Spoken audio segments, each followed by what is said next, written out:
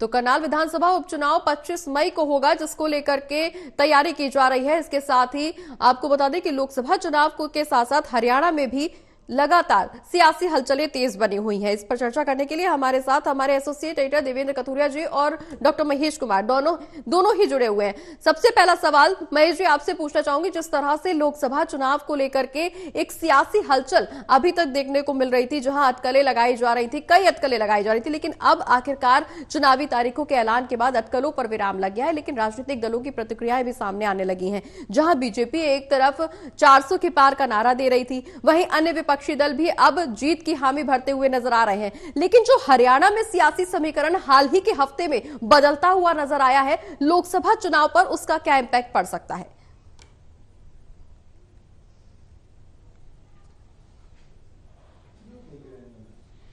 देखिए, बड़ा उलट फेर राजनीतिक लिहाज से हरियाणा प्रदेश में देखने को मिला। मनोहर लाल खट्टर को मुख्यमंत्री की कुर्सी से हटाया जाना राजनीति में बड़ा एक घटनाक्रम था और अप्रत्याशित था। किसी ने भी ऐसे किसी परिणाम की उम्मीद नहीं की थी कि मनोहर लाल खट्टर को हटाया जा सकता है, और हटाया गया। और उसके तुरंत बाद यहां पर मनोहर लाल ने विधायक पद से भी इस्तीफा दे दिया, जिसका बाई इलेक्शन भी नोटिफाइड कर दिया गया है अब चुनाव आयोग की तरफ से। लेकिन जो मौजूदा परिस्थितियां इस वक्त हरियाणा प्रदेश में बनी हुई है, उसके बाद ये कहा जा सकता है कि बेहद दिलचस्प मुकाबला यहां पर देखने को मिल सकता है। 10 लोकसभा सीटें हरियाणा की, जिसमें से 2 लोकसभा सीटों पर माना जा रहा है कि बहुत ज्यादा जो है भारतीय जनता पार्टी को मेहनत नहीं करनी पड़ेगी, किसी तरह की परेशानी का सामना नहीं करना पड़ेगा। एक गुरुग्राम सीट और दूसरी फरीदाबाद। इसके अलावा 8 लोकसभा क्षेत्रों में भारतीय जनता पार्टी को कड़ी चुनौती जो है यहां पर कांग्रेस पार्टी की तरफ से दी जा सकती है। कांग्रेस पार्टी के उम्मीदवार कौन से होंगे, इसी पर जो आगे का खेल है, आगे का जो चुनावी घमासान है, वो निर्भर करेगा।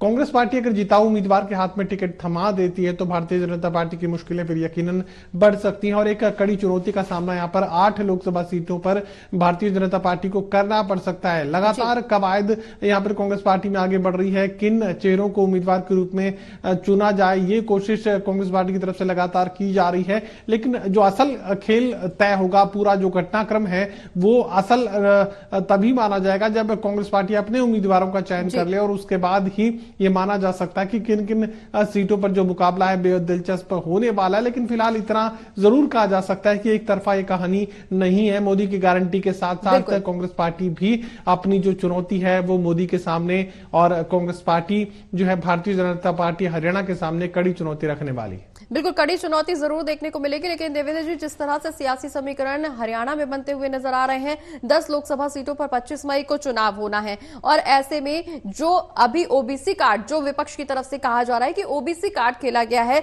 बीजेपी की तरफ से, उसका क्या फायदा होगा? जैसे कि अभी हम चर्चा कर रहे थे कि विपक्ष भी मजबूत है, विपक्ष भी कहीं से कम नहीं है। बीजेपी जितना अपना दावा कर रही है, वो दावे को पूरा करने के लिए, टारगेट को अचीव करने के लिए बीजेपी को किन चुनौतियों का सामना करना पड़ सकता है देवेंद्र जी?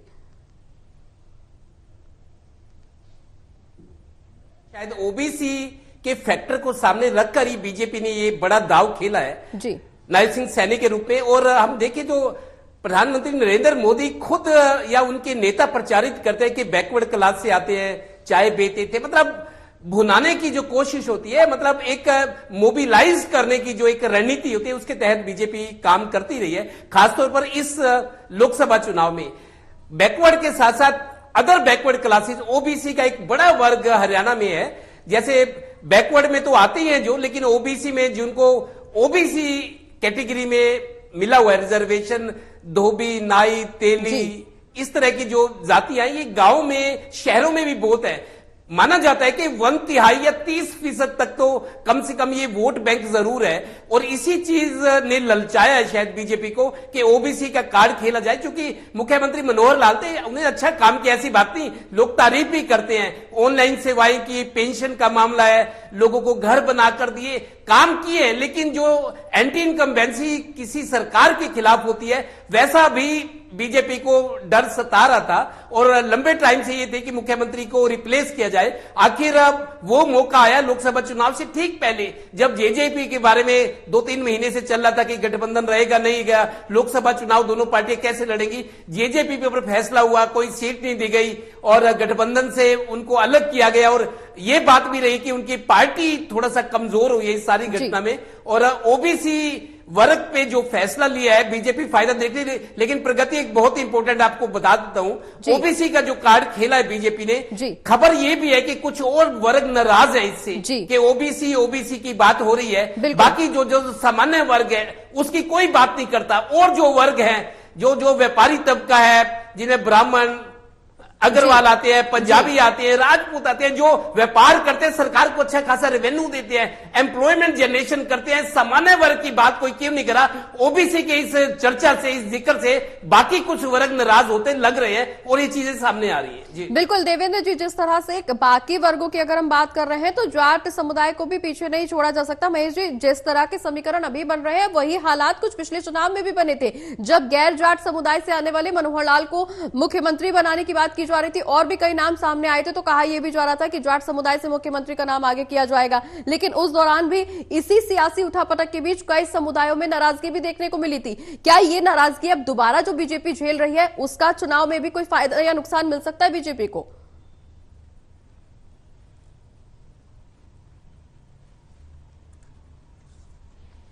देखिए, मुख्यमंत्री की तो कुर्सी एक है और किसी एक जाति को ही दी जा सकती है। अगर वो पंजाबी समाज को दी गई थी तो तमाम जो दूसरे वर्ग थे वो ये कह सकते थे कि जो हिस्सेदारी है सरकार में वो पंजाबी समाज की ज्यादा है। अब ओबीसी को लेकर ये बात कही जा सकती है। अगर वैश्य समाज को देंगे तो फिर ये बात पंजाबी और ओबीसी कह सकते हैं। तो किसी एक जाति को ही मुख्यमंत्री की कुर्सी दी जा सकती है। यहाँ एक पूरे वर्ग को संतुष्ट करने की कोशिश की गई है। ओबीसी एक कैटेगरी है और पूरी कैटेगरी को यहाँ पर सेटिस्फाई करने की कोशिश की गई है। और भारतीय जनता पार्टी जिस तरीके से कहती है कि अंत्योदय वो करते हैं, तो अंत्योदय की अगर कोशिश है तो जो समाज में सबसे पिछड़े वर्ग हैं उन्हें आगे लाने की कोशिश इसे भारतीय जनता पार्टी के साथ जोड़कर देखा जा सकता है। और जिस तरीके से मैंने पहले भी कहा कि सिर्फ हरियाणा प्रदेश में इसके इफेक्ट्स और साइड इफेक्ट्स को समझने की जरूरत नहीं है। लोकसभा चुनाव के लिहाज से यह फैसला किया गया है और लोकसभा चुनाव में पूरे भारतवर्ष में यह मैसेज मोदी की तरफ से देने की कोशिश की जाएगी कि एक ओबीसी मुख्यमंत्री यहां पर हरियाणा प्रदेश में बनाया गया है। पूरे भारत में ओबीसी वोट बैंक पर नजर यहां पर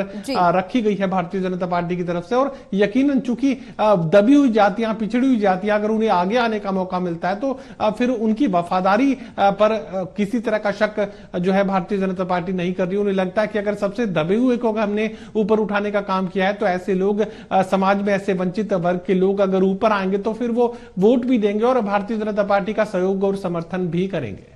बिल्कुल, लेकिन देवेंद्र जी, जिस तरह से बीजेपी की बात करें, अगर हम हरियाणा के अलावा पूरे देश की बात करें तो लगातार विपक्ष की तरफ से बीजेपी को यह कहकर घेरने की कोशिश की जाती है कि बीजेपी जातिगत राजनीति करती है। लेकिन अगर हम मुख्यमंत्री के चेहरों की बात करें, लगभग जितने राज्यों में मुख्यमंत्री बीजेपी के बनाए गए हैं, बीजेपी की सरकार है, वहां पे अलग अलग जातियों से मुख्यमंत्री के चेहरे सामने आए, चाहे वो ब्राह्मण की बात हो, चाहे और अन्य जातियों की बात कर ले, तमाम अलग अलग जातियों के मुख्यमंत्री चेहरे जनता के सामने रखे गए हैं। तो ऐसे में बीजेपी अगर की राजनीति करती है तो सभी समुदायों के मुख्यमंत्रियों का चेहरा आगे क्यों किया जाता है?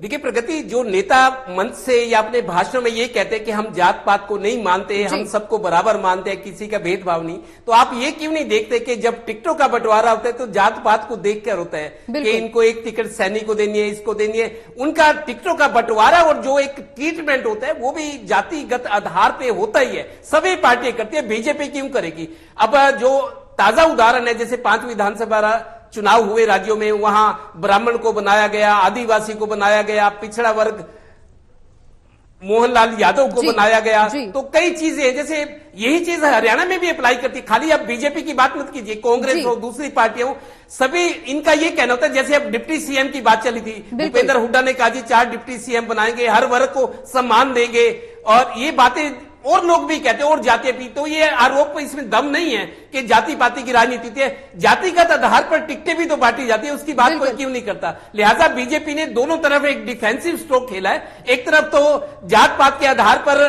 फायदा लेने के पोलराइजेशन की कोशिश की, और दूसरा जातिगत आधार पर नुमाइंदगी भी दी है, मुख्यमंत्री बनाए हैं, सबको साथ लेकर चलने की जो बात है, दोनों तरफ से वो काम किया है। आरोप तो लगे रहे हैं, लेकिन ये जस्टिफाई करने की भी कोशिश की है कि हम सबका ध्यान रख रहे हैं, और जो मुख्यमंत्री बीजेपी ने बनाया है वो उसकी एक मिसाल है।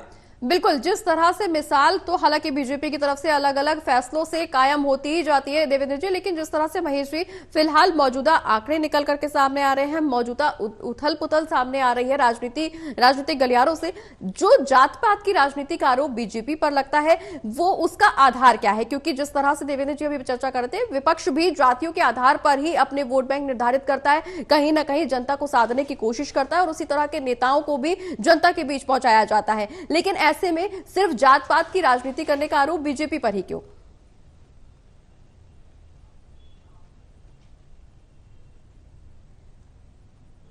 देखिए, आप लाख नकार लीजिए, लेकिन राजनीति में आप जाति को खत्म नहीं कर सकते और किसी एक भारतीय जनता पार्टी की ये बात नहीं है। तमाम राजनीतिक दलों में इसी तरह से फैसले लिए जाते हैं, इसी आधार पर फैसले लिए जाते हैं, इसी आधार पर टिकटों का जो वितरण है वो किया जाता है। जाट को कितनी वोट टिकटें दी जा सकती हैं, पंजाबी समाज को कितनी दी जा सकती है, वैश्य समाज को कितनी होंगी, तो ये एक कोटा सिस्टम है जो एक डिफाइंड नहीं है। लेकिन जब व्यवहारिक रूप से टिकटों का निर्धारण किया जाता है, टिकटों का फैसला किया जाता है, तो ये दी जाती हैं जातिगत आधार पर। अब अगर भारतीय जनता पार्टी का जिक्र करें तो यहां पर जो 4 लोकसभा सीटें फंसी हुई हैं, उसमें सीधे सीधे यही बात है कि अगर रोहतक और सोनीपत में कोई जिताऊ जाट चेहरा अगर भारतीय जनता पार्टी को मिल जाता है तो फिर हिसार लोकसभा सीट पर गैर जाट उम्मीदवार उतारा जा सकता है। अगर रोहतक और सोनीपत सीट पर अगर कोई जिताऊ जाट चेहरा भारतीय जनता पार्टी को नहीं मिलता है तो फिर हिसार लोकसभा सीट पर जाट उम्मीदवार को जो है भारतीय जनता पार्टी टिकट देकर चुनाव मैदान में उतार सकती है।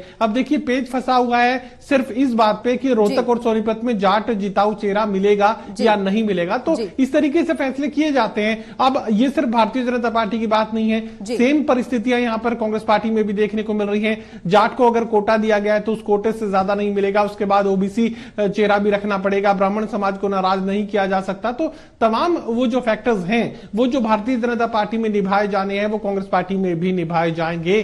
तो इसमें कोई जातिगत आधार को लेकर किसी भी तरह की राजनीति के आरोप नहीं लगाए जा सकते। हालांकि भारतीय जनता पार्टी पर जो आरोप लगाए जाते हैं वो जाट और गैर जाट की राजनीति के लगाए जाते हैं कि कांग्रेस पार्टी में अगर मुख्यमंत्री की कुर्सी भूपेंद्र सिंह हुड्डा के हाथ में, तो भारतीय जनता पार्टी ये कोशिश जरूर कर रही थी कि गैर जाट को मजबूत करके गैर जाट मुख्यमंत्री दिया जाए। और भूपेंद्र हुड्डा के 10 सालों के राज के बाद यहां पर गैर जाट मुख्यमंत्री मनोहर लाल के रूप में भारतीय जनता पार्टी की तरफ से दिया गया था। तो जाट और गैर जाट ये जो कैटेगराइजेशन है वो हरियाणा प्रदेश में काफी ज्यादा हावी रहा भी है, रखा भी जाता है और आगे भी देखने को मिल सकता है। लेकिन फिलहाल भारतीय जनता पार्टी ये कोशिश जरूर कर रही है कि गैर जाट का जो फैक्टर है वो भारतीय जनता पार्टी के लिए फायदे का सौदा है और उसे आगे भी निभाया जाए। बिल्कुल, खैर कितने फायदे का सौदा है, कितना नफा होगा, कितना नुकसान होगा, ये देखने वाली बात होगी। चर्चा को आगे जारी रखेंगे, लेकिन फिलहाल यहां रुक रहे एक छोटे से ब्रेक के लिए जल्द होंगे हाजिर।